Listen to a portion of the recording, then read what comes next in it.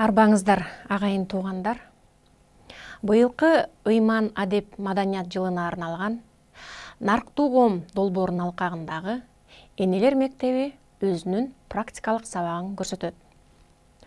Буга чейин энелер мектеби теориялык билимдерди берип келсе, ал билимдер турмуш курууга даярдаган кыздарды, бийкештерибизди таза коом, ыймандуу, адептүү, ынтымактуу коомду канткенде курабыз деген теориялык сабактарды жаштарыбыз билим алып келсе, бүгүнкү сабакта эне тилеги, ынтымак жана күч биримдиги деген темада аталып, бата деген эмне, батанын түрлөрү, кайсыл убакта баталар берилет, ошондой эле тилек деген эмне, тилектин түрлөрү, тилекти кимдер айтат деген суроолорго жооп алабыз. Анда эмесе бүгүнкү биздин практикалык сабакка келген багыттоочуларды жана угуучуларды тааныштырып өтөйүн. Энелер мектебинин багыттоочусу Умай энебиз, ардак бүбү Абжалбекова, энелер мектебинин багыттоочусу Исакова Жидебү эжебиз, ошондой эле энелер мектебинин эксперти, психолог Жүндүбаева Кенже эжебиз. Ал эми бүгүнкү практикалык сабактын катышуучулары Жусуп Баласагын атындагы Кыргыз улуттук университетинин чет тилдер факультетинин 1 курсунун студенттери болмокчу. Анда эмесе биздин студияга куш келиңиздер деп, сабагыбызды баштаардын алдында биринчи тилек айта турган Умай энебизди сөз берели. Ардакбү эже. Арбаңыздар, калайык калкым, урматтуу журтум. Биринчи баштаганда эне тилеги, ынтымак, күч биримдиги деп, быйылкы жылдын 1-жазындагы жаз майрамынын астындагы эне тилегин тилейли. О кагылайын жаратканым, жараткандан жалгабосун, ыйык энелерден, ыйык аталардан ак бата жалгансын. Жылыбыз жакшы жыл болсун, жер энем мээримин төксүн, күн энемдин мээрими болсун, айдын касиети болсун, жылдызыбыз жансын, төрттүлүк малдын пирлери колдоп, малыбыз төлдөп, баба дыйкан, байтерек ата ак батасын жалгап, элибизге, журтубузга жакшылык, молчулук, ырыс, ыйман алып келсин. Амин. Амин. Кабыл болсун. Айтканыңыз келсин. Эми эне тилеги эң биринчи эмнеден башталат дегенде, балдарына берген мээрими жана эненин кармаган буюму, супрасы. А супранын мааниси эмнеде дегенде, ичине ун коюп, ачыткы коюп, ошону тилек менен тилеп балдарына бергендегиси. Биздин бүгүнкү айтып түшүндүрө турган сабагыбыз ошол супранын өтө терең мааниси бар. Өтө терең мааниси дегенде, мынау элек, эң биринчи электи алып, эне үй бүлөсүнө тамак жасайт, унду салып. Ошол кезде, элеп баштаган кезде, аала менен жер байланышта болуп, аялдын тилеги ыргакка түшөт экен. Ошол ыргакка түшкөндө ошолдон жасалган тамак үй бүлөсүнө ынтымак, ырыскы, кут, оомат, дөөлөттү ушул эң биринчи эленген элек менен жасалган тамак менен үй бүлөсүнө кабыл болот экен. Ал элек тамак жасагандан кийинки экинчи нерсе бул дасторкон. Дасторкондун мааниси, дасторконду биринчи жолу жайып, наныбыз бышып, дасторконго түшүп, бул дасторкондун мааниси балдарына берген мээрими, тилеген тилеги эненин. Балдарынын келечеги үчүн, үй бүлөсүнүн ынтымагы үчүн, ата орду, эне орду, атага кандай мамиле жасаш керек, энеге кандай мамиле жасаш керек деген сыяктуу бул дасторконду койгондо эң биринчи батнус коюлат. Андан кийин нан коюлат. Себеп дегенде түптөп баталануу ошол ырыскы, ошол батнуска топтолот экен. Дасторкондогу үстүндөгү түшүп калган күкүмдү эч качан төгүп таштабаш керек экен. аны акырын чогултуп алып бир идишке салып коюп чымчыктарга бериш керек экен, анткени ырысың чачылбасын деген нерсе экен бул. Анан могу жеп аткан кана эмесе ошо нандан ооз тийгиле. Эненин жасаган тилеген тилеги кабыл болсун. Сүт менен келип кандан жаралган балдарына ошол жакшы тилеги менен, ошол жасаган тамагы менен ошол үй бүлөнүн кутун, ооматын, дөөлөтүн кармап турат экен. Ошол себептен бүгүн кыздарга ушуну биринчи келин болуп барганда көшөгөн көгөрсүн деген бата бар балам. Ошол батаны кабыл алып азыр көкөрөңөргө түйгүлө. Анткени эне ак жолукту салып туруп көшөгөн көгөрсүн деген бата бергенде адамдын өмүрүндө бир гана жолу ошол бата болот экен. Эркек балага куш боуң бек болсун деген бата. Анткени ал куштай кылып кондуруп, өзүнүн үй бүлө күтүп биринчи жолу мына бир бүтүндүккө келип атканы куш боуң бек болсун деген сөз, бул эркек баланын батасы. Анан кайнененин батасы, кайнене кайнатанын ала турган батасы, бул коңшу кут болсун деген мааниси өтө чоң. Анткени өзү өнүп, өзүнүн даражасына жетип, конушуна өзүнчө коңшу кылып чыгарып атпайбы? Бул батанын өтө мааниси терең. Андан кийинки баягы жыл айлангандан кийин уулду болобу, кызды болобу, анан бешикке салуу болот да.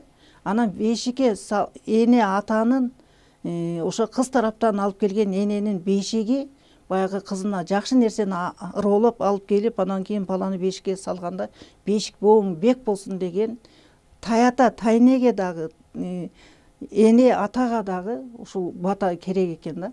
Анткени ал мисалы үчүн ошол ата энеси бешик боуң бек болсун да, атадан балага өтүп келаткан мурас ошол бешик аркылуу да келет экен да. Жакшы, дени сак, акыл эстүү балдарды ошентип өстүрүп, талим тарбия менен келе жаткан, биздин айтылбаган, жазылбаган, энеден балага, атадан балага өтүп келе жаткан биздин бул мурасыбыз, кыздар. Эми бата кылалы. Элибиздин келечеги кең болсун. Ар дайым тас торкунубуздан нан кетпесин, кырманыбыздан дан кетпесин.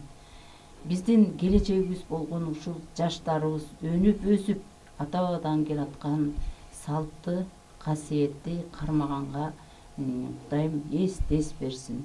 Тас торкунубуз дайыма жакшылыкка жайылып, ырыскы толуп турсун. Омин. Кабыл болсун, айтканыңыз келсин. Кел ой, кел. Кана ооз тийгиле, нандан ооз тийгиле нана. Сымылда. 4 жылдын 4 мезгили бар. Кыш мезгили өтүп баратып, азыр жаздын биринчи 10 күндүгү болот ата. Азыркы тилегибиз эмне тилек? Ошол баягы жер эне мээрим төгүп, жан жаныбарга жан кирип, анан ошону тилеп дыйкандар үрөөнүн даярдайт. Малчылар малынын төлдөтөт. Бак даракта отургузгандар көчөтүн отургузат. Ошондо тилеген тилек өзүнчө болот бул. Ал мисалы мына жер эне мээримин берип, балкып, денеси керилип, монтип күндө карап ган кезде жер эне. Дыйкандар баягы сокосун салып биринчи, анан кийин үрөөнүн себет да. Ошонун үрөөнүн сепкенде курт кумуска ар бир өзүнүн үлүшүн айтып туруп, анан кийин баягы себет. Анан эң акыркысында сага жана мага дейт. Ошондо ошол үрөөн өтө жугумдуу, берекелүү болуп өсүп чыгат экен. Сууга дагы, абага дагы, жамгырга да, күнгө дагы бардык нерсеге ыраазычылык. Мисалы үчүн жел кайып ата деп коет, жел кайып атага да ыраазычылык. Себеби дегенде өтө катуу шамал болгондо жерди кургатып жиберет. Өтө күн катуу тийген кезде жерди кургатып берет. Ошол себептен ар бир өзүнүн мээримдүүлүккө келтирип, ушундай ыргакка түшүп, ниет кылып тиленгенде ошол жылы жаанда жайыраак жаайт. себеп дегенде баягы каты жаап өтүп кеткенде жерге сиңбей калат да, сел жүрүп кетет, андай болот, мындай болот. Ошондо жанагы үрөндөргө зыяны тийип калат. Ошол себептен бүт бардыгына мээрим салып, мээрим менен тиленип, мээрим менен бата кылыш керек да. Эмне үчүн дегенде, жылдын башында жакшы күн убагы менен тийип, убагы менен ачылып, жылуулукка келип кенде үрөөн жакшы өсөт, өнүмү жакшы болот. Буну эмне менен жасында мынакей ар бир айылда мал союп тиленип аткан себеби да ошол. Эң жасында ар бирөөбүз эле угуп жүрөбүз да, жасында кой ошол курмандык чалалы, тиленели дегендин, тилектин, тиленгендин себеби ошондо. Курмандык чалып тиленет. Жай менен күздүн ортосу. Күзүндө баягы жасында эккен, тиккен, эгиндин, малдын берекеси анан күзүндө болот да. Анан ошондо жанантип күзүндөгү жайга да, жазга да ыраазычылык, анан күзүндө түшүмдү жыйнап алгандан кийинкиси, түшүмдү жыйнап алгандан кийин дагы Кудайга ыраазычылык. Ошону той өткөрүп, болгонданды коюп, ата тектерине Куран окуп, бардык жаратылыш пирлерине ыраазычылык билдирүү, бул күзүндөгү ыраазычылык. Жана тилек, ыраазычылык, анан бата. Тилек деген эмне? Кайсы убакта айтылат? Анан бата экөөнүн айырмасы да? Биринчи тиленет, биз азыр мына жайдык азыр тилек тиледик. Андан кийин ошону түптеп бата кылганда ошол орундалсын деген сөз ошол бата болуп эсептелет. Ошондо биз мындай кылып калып атабыз да, тилеги да, батасы да экөө аралашып кетип атат. Азыр биз жалаң тилек тиледик. Супранын тилеги, нандын тилеги, ырыскынын тилеги да, бул негизи ырыскынын тилеги. Анан кийин дегенден кийин ошо тиленгенден кийин эми ошол кабыл болсун деген бул бата. Кыска, нуска бата. Орундалсын деген. Анан муну дасторного азыр деген көбүнчө той болобу, башка болобу, тиги ресторандарда, кафелерде өтүп атат. Анан бул батаны өзүң алып калыш үчүн өзүңдүн дасторконуң, өзүңдүн идишиң, анан кол арчууң болуш керек. Кол арчуудун мааниси эмне дегенде, кагазга баягы жакшы нерсени атып, бетиңе жалгап, адамдын алаканына нур түшүп атат да. Ошону эмне үчүн ал кагазга арчып туруп коюп атат. Антпей эле ошо жуугандан качпай эле ошо кол арчууга минтип, ошону түнөтүп туруп, анан кийин өзүнө кабыл алса болот да. Ошону көбүбүз сезбей жатабыз, билбей атабыз муну. Ошону ар бир кафеге барганда, той болобу, тиги болобу, бу болобу, ошол нерсени кол арчууга сөз жок, колун арчытыш керек. Анткени ошол ырыскы, ошол тилеген, кимге тилек тиледиң, ошол өзүндө калсын деген маани. Ырыскысы чачылбай, төгүлбөй өзүндө болсун деген мааниси да бул. Демек бул бардык нерсенин башында бул супра турат турбайбы, Эң биринчи супра турат, эң биринчи супра турат. Супра ун, анан ачыткы, кутту ошого кармаган. Аял адам ошол супраны ачып, анан нан жасап атканда илгери апаларыбыз казанды көмкөрүп, нан ачыбай же бирдеме болуп калса, үстүнө ошол эле ундан сээп турган супра менен минтейм деп койчу. Нан бузулуп калыптыр бул деп. Анткени супраны өтө ыйык көрөт, жерге тебелетпейт, өйдө коет. Мунун мааниси ушуда. Кутуңду чайпалтпай карма деген сөз да, кутту. Жакшы тилек, жарым ырыс дейт, жакшы тилек тилешибиз керек. Мына кыздар барганда айрыкча ушул кыз балдарга бул керектүү нерсе. Ошол үй бүлөсүндө жакшына мамиле жасап үчүн биринчи эле ошол супра менен неме керек. Ошондо тилек тилегенде, үй бүлөсүнө жакшы нерсени тилегенде, булардын жасаган тамагы менен ошол үйдөгү ынтымакты түзөт да. Ошону кыздар аябай жакшы билишиңер керек силер. Бул силерге өтө керектүү нерсе. Ошону бизге мурун ата энелерибиз айтып келген, бул жазылган эмес, бирок ошонун эмне үчүн экенин мындай чечип уккан эмесмин да, анан кийин анан чыга баштады да, ага чейин билген эмеспиз. Бул бийкештерибиз эми буюрса турмушка чыгат. Ооба. Бир үй бүлөнүн бүлөсү болуп барат. Ооба. Ошондо баягы өкүл эне, өкүл ата шайланат дегендей, анан отко киргизүү башталат. Анан ошол отко киргизгенде дагы азырынча отко киргизгенде бир башкача маанисин колдонуп жүрүшөт да. А негизи кандай эле ошо отко киргизүү, эмнеден улам отко киргизүү болуп калган? Ошол сөздүн маанисин айтсаңыз жаштарга. Отко киргизүүдүн мааниси кызды турмушка узатып атканда атасы менен энеси, бир туугандары баягы барган жериңдин очогун отун жандыр деп биринчи кебезди майлап, арча алып, анан ошону узатып атканда кыздын жеңесине берген. Чыккан кыз чийден тышкары деген сөздүн мааниси ушунда. Сен бул үйдөн чыгып баратасың, сен башка бирөөдүн бүлөсүсүң, сен ошол жердин очогун отун жандыр деген маани. Андан кийин дагы жана аткасык деген сөздүн мааниси бар. Өзүнүн бир тууган агасы же болбосо энеси баягы атка минтип колтугунан сүйөп эмгискен дагы, анан жанагы кадимки эле итке эме тамак берген ит аяк деп коет. Ошол ит аякты көмкөрүп туруп, бир бутун ошого койдуруп, анан кийин аткаскан. Эмне себептен аны дегенде, ал ит аякты көмкөргөн себеби ит кыялың баарын бияка ташта дагы жаңы жашоо баштайсың деп узаткан болгон. Андан кийин баягы кайнене тозуп алат. Баягы келин келди да үйгө, келгенден кийин той томолугу өтөт, өйдө төмөн болот.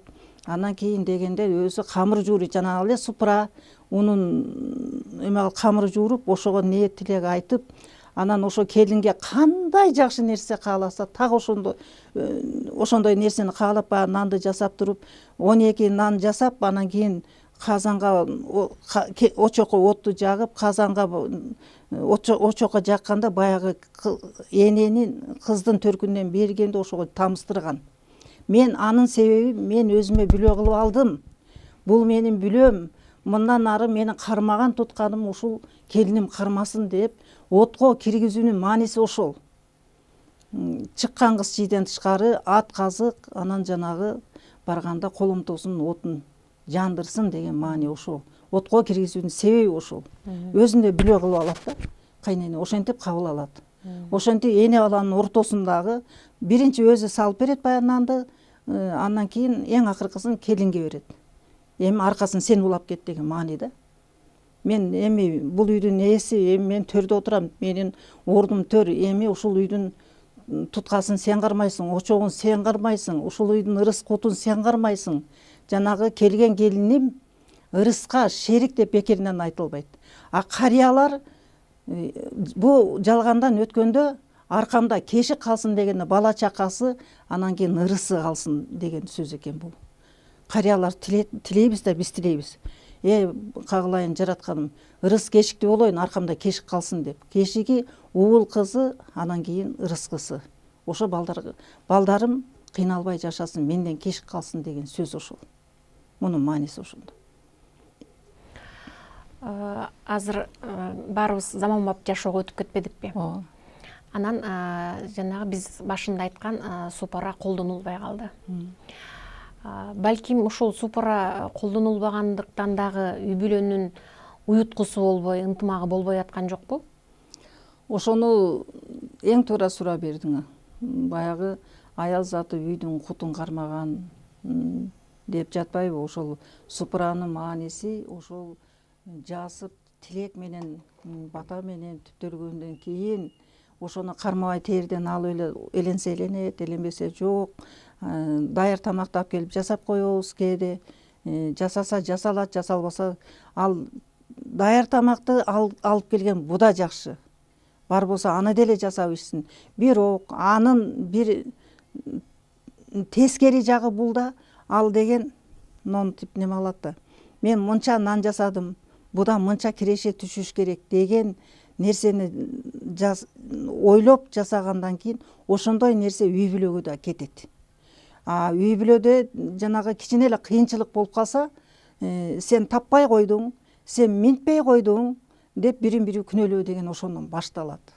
Ошол ырыскыны уютуп турган супра, тасторкон, анан кол арчуу. Буда өтө чоң энергия бар. Буну энелерибиз билген, эзелтен келе жаткан нерсе. Мурун каерде бар эле кредит деген жок болчу. каерде бар эле жана ичкен туура эмес жүргөн деген жок эле да. Ошонун баары ошо эненин тилеги менен жаралган нерсе. Тилек түшкөн жерде супра ыйык сакталат. Ошол үйдүн кутун аялдын кармаганы супрасы, очогу, казаны, туткучу, кармаган буюм идиштери, дастуркону, анан кол арчысы, идиш аягы. Ошону таза кармап, жакшы тилек менен, ошонун рети менен кармап турса, ошол үйдө ынтымак, ырыскы болот.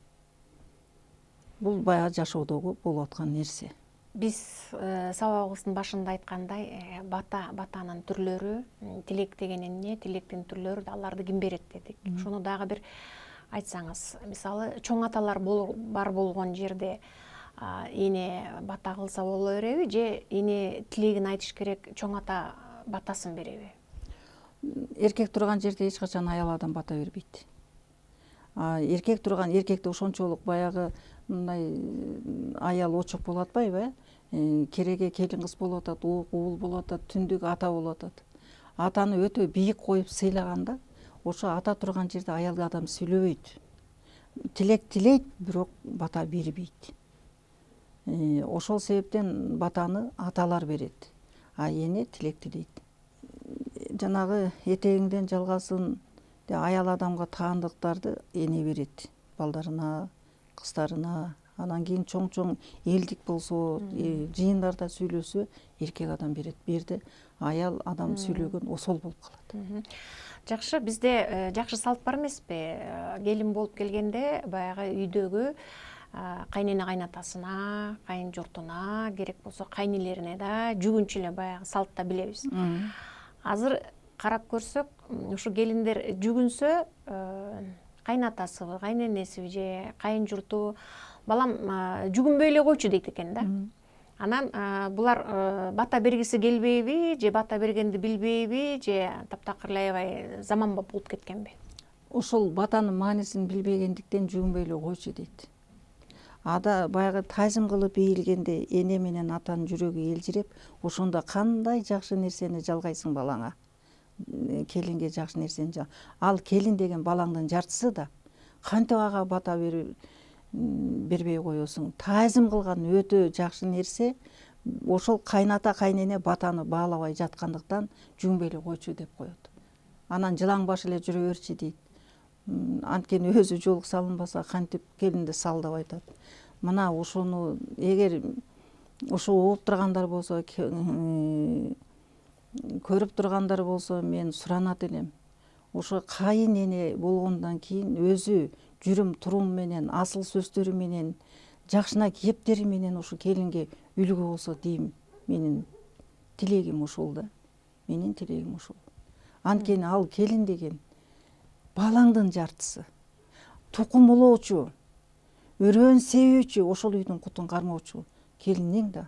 Ошол себептен ушунчалык сурайт элем, кайненелер өзүбүздү тарбияласак, жүргөн турганыбыз менен, сүйлөгөн сөзүбүз менен ошентип келинди биз көкүрөгүбүзгө басып өстүрүп алсак кандай сонун болмок.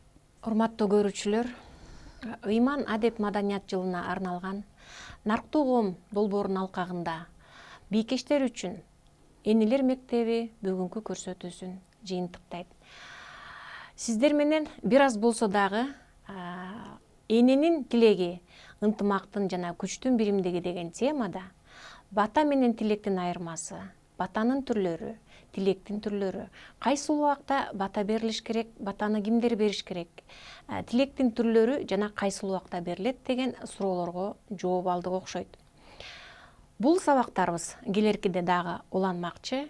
Анда эмесе бүгүнкү сабагыбыздын аягындагы бата менен бүтүрүп койсок.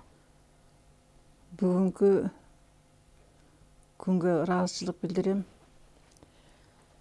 Бак карасын, кыдыр таарысын, ниет тилейбиз, кабыл болсун. Амин. Амин. Айтканыңыз келсин, кабыл болсун.